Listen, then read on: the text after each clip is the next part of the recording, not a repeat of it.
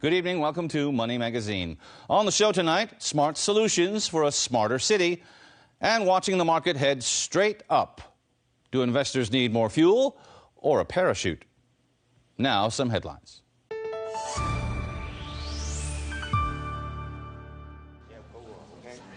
China approved the launch of the long-awaited Shenzhen-Hong Kong Stock Connect to allow trading between Hong Kong and Shenzhen. Hong Kong Exchanges and Clearing says it marked another important step in opening China's capital markets to the world. Beijing also scrapped overall quota limits on connection traffic. The limit has been a sticking point for big institutional investors. The Shenzhen-Hong Kong Connect scheme is expected to go live by December. Mainland investors have so far bought more Hong Kong shares via the Shanghai link than vice versa. Southbound quota usage was more than 80%, while take-up from Hong Kong of the northbound quota was around 50%. Beijing will seek to keep group of 20 leaders focused on economic development when they meet next month in Hangzhou. The central government aims to propose a joint initiative to revive weak global growth at the September 4 and 5 meeting.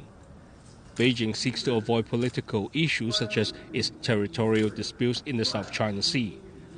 The Hangzhou meeting comes as an unusually weak global economic recovery is helping to fuel the popularity of protectionist U.S. and European political movements. Credit Suisse has released its top 3 high-yielding mainland stocks. The usual REIT comes in on top, followed by the Agricultural Bank of China and then SAIC Motors. The bank says the economic downturn may drive Beijing to encourage state-owned enterprises to pay out higher dividends, lifting the government's revenue. It says private companies have less momentum to lift payouts. Macquarie says it is downgrading Wheelock Properties from outperform to neutral. It says Wheelock stock price largely reflects the company's value after surging 33% so far this year against the industry average of 13%. It lifted the company's target price to $42.90. Market researcher IDC says Huawei sold most mobile telephones on the mainland in the second quarter, up 15% to 19 million units. Xiaomi sales dropped 38% at 10.5 million units. It was fourth, because Oppo and Vivo were second and third, while Apple was fifth.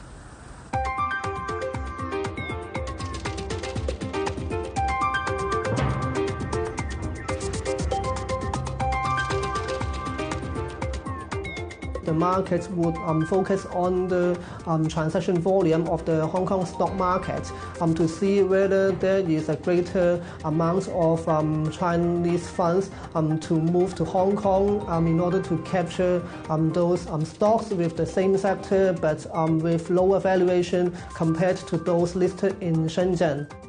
Hong Kong is ranked as the 13th smartest city in the world, tech-wise. In Asia, it's been left behind by Singapore, Seoul, and Tokyo.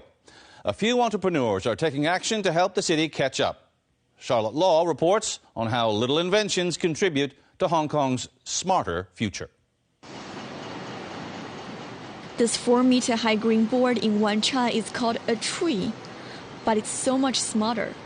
Designed by a German startup and made in Hong Kong, it purifies the surrounding environment and monitors the air quality at the same time. We have installed more than 25 units all over Europe.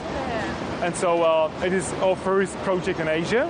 Of course, very exciting, very futuristic in a way, because we think that Asia is probably the biggest market for our solution in the future. The smart city tree is actually built with moss, plants, sensors, and solar panels. Dennis says the units in Europe show its air purification capabilities are very cost-effective. Every single city tree has the same effectiveness like 275 normal trees, which you can get on the market in Europe for nearly $300,000, and we sell it for $25,000 to $40,000. It is also, of course, much more space efficient. He says installation also saves labor because it does not require water like real trees. A single unit can affect the area with 50 meters. If you want to have an urban-wide installation, you have to install a city tree every 100 meters, which is pretty reasonable.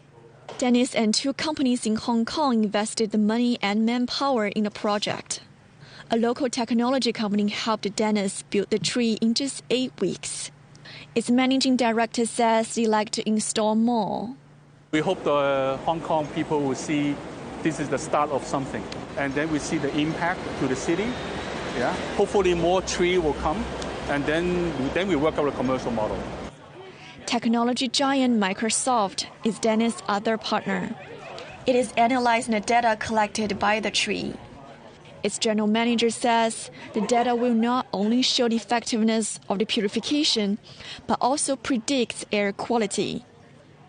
This tree is just one tree, but there's a lot of information and data around the city that can make it become even more meaningful.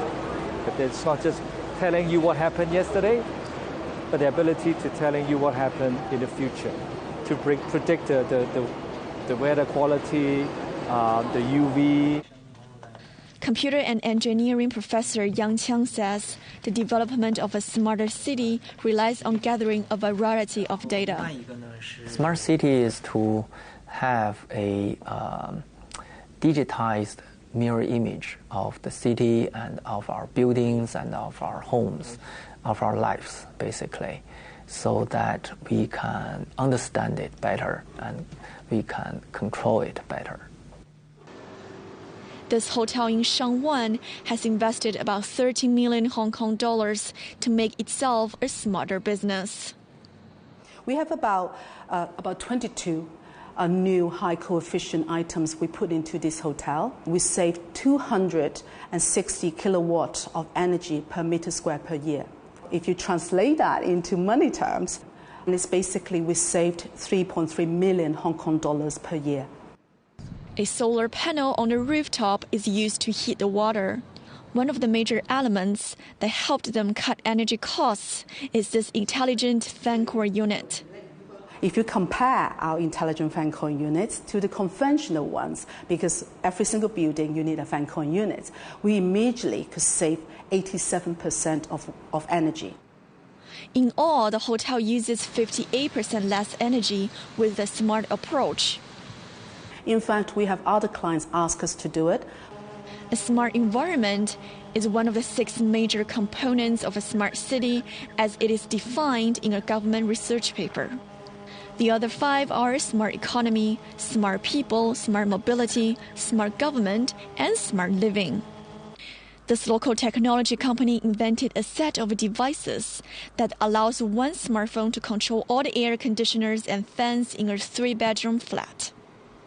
We believe that with nowadays mobile phones and applications, cloud technology, there is a better way to develop new products, new technology that smartly control the environment that we live in. They can also connect wearable devices that monitor body temperature. When are you actually going to go to a deep sleep? And that's when it triggers the sleeping profile. And therefore, you can actually set the temperature from, say, 24 degrees to 26 degrees. Daniel says the devices cost $95 and will help a household to save between 5 to 10% of electricity a month.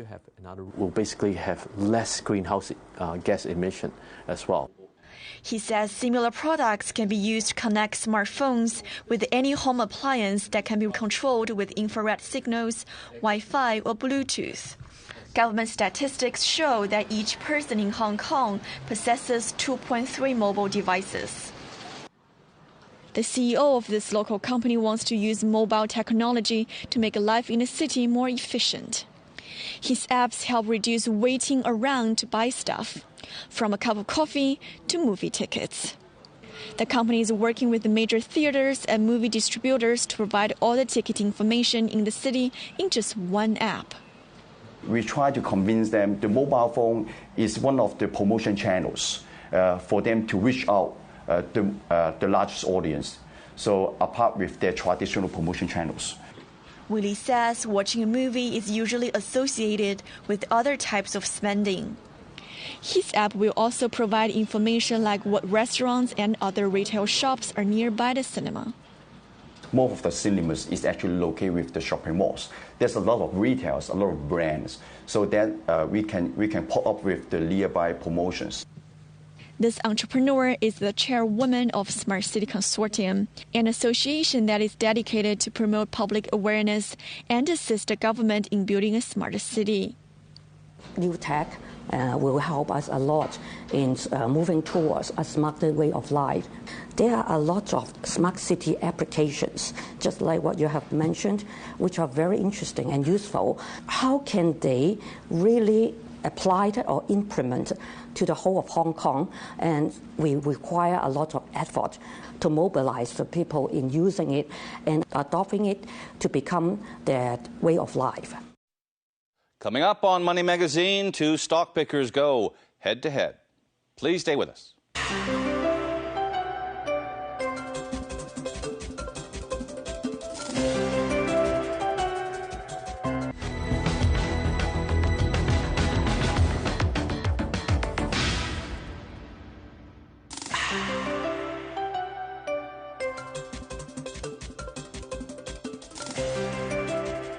Welcome back to Money Magazine. The Brexit shock sent the Hang Seng Index down to 19,000. Then stocks rocketed higher beyond 23,000. If you missed the blast-off, are there still laggards to choose from right now? We've asked two analysts as they go head-to-head. Because Matthew Kwok's pick Ma On Shan Iron rose higher than others last month, we've invited him back. For this month, Matthew's first choice is Champion REIT, stock code 2778.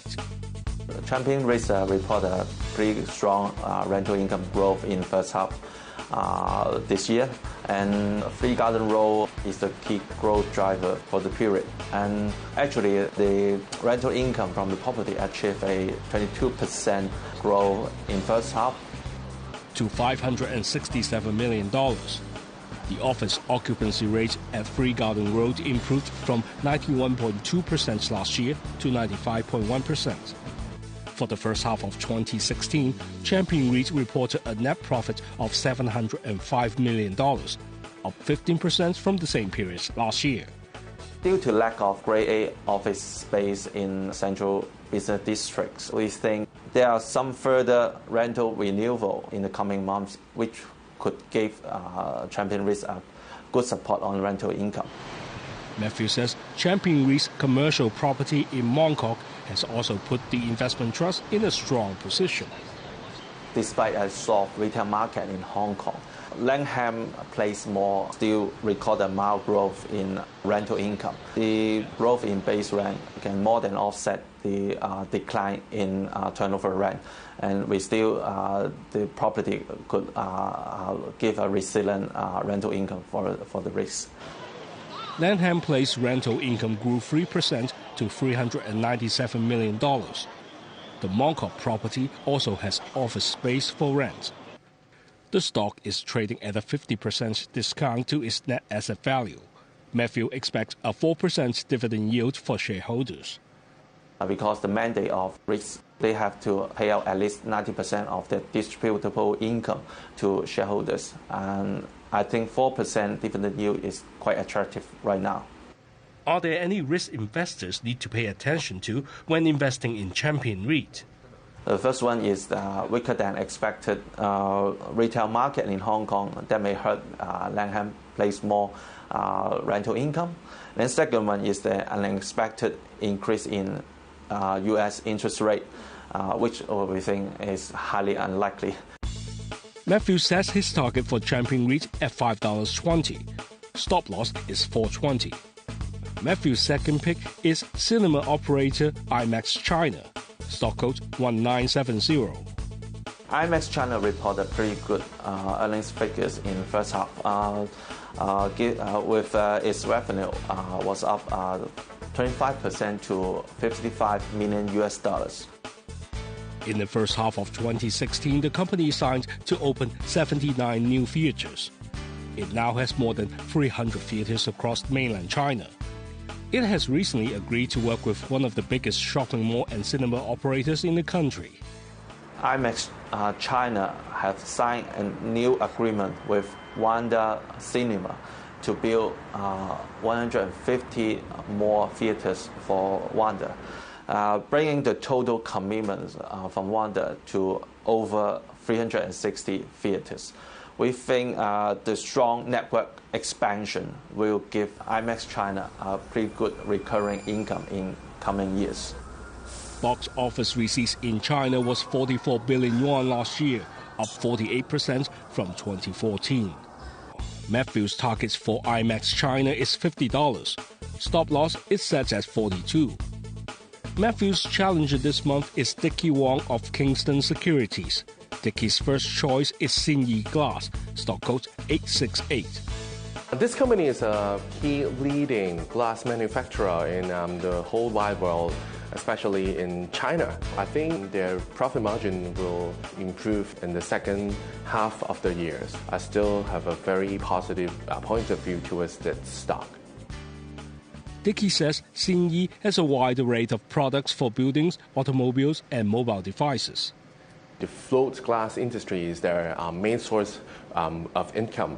I can see a clear tendency that growth is still there. Not only float glass segment, but also segments come from other glass products like the low E glass as well. For the first half of 2016, it reported a better-than-expected interim profit of $1.37 billion, a 44.9% increase from the first half of 2015. Dickie says the company is still on an expansion path. They will sooner or later announce their first overseas project in Malaysia. So I think their earnings growth will sustain, so it gives a fair valuation at this moment. Dickie sets his target at $7.20, with a stop loss at $6.30. Dickie's second selection is Fortune REIT, stock code 778. REITs in Hong Kong lag behind the overall market, so at least I think it will just catch up a little bit. Especially for Fortune REIT, it gives the yields higher than its competitors. Fortune REIT offers about a 4% dividend yield. For the first half, the company managed 6.7% growth in net profit to $470 million. Dickie says the company's portfolio of 17 residential shopping centers also keeps its risk exposure low. And it concerns foreign tourists, they won't come Hong Kong. So because the portfolio focus in the neighborhood, so I think it will give more stable income in the future. That's because shops in these malls are mainly selling daily household necessities. Dickie sets his target for Fortune REIT at $10. His stop loss is $9. None of the analysts have shares in the stocks they recommend. Here are Matthew and Dickie's targets and their closing prices as of Friday. We will review them next month to see who returns to go head-to-head. Faster, higher, stronger. Puh. Our guess is the new motto of the game should be, when you're in it to win. Flushed with Olympic color commentary and more, it's Biz Bites.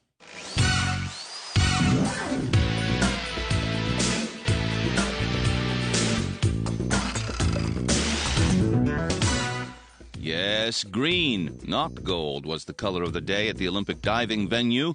How was the lovely blue water transformed into this Brazilian hue? Rio officials assured the world there was no yellow added to bring about a patriotic change. The hosts weren't even in the finals. Oh yeah, it's Brazil and everything is green down there. So maybe it was decorative.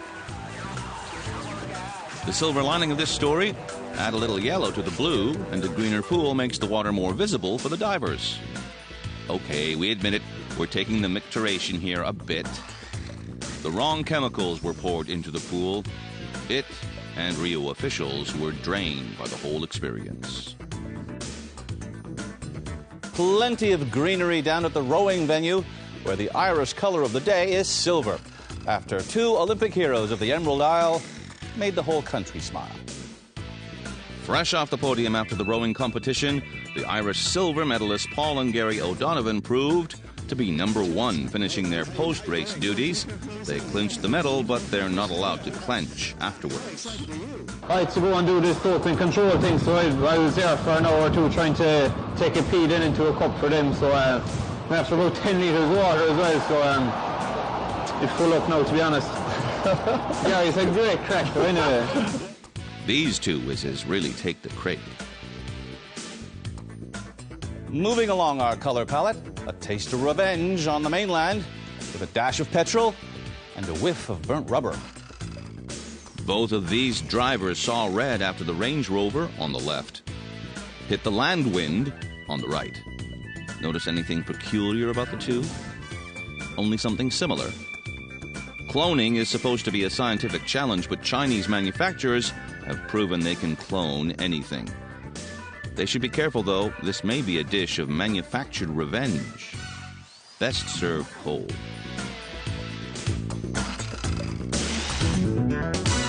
Thanks for watching. Next week on Money Magazine, making money from feeling good. See you then. Bye-bye.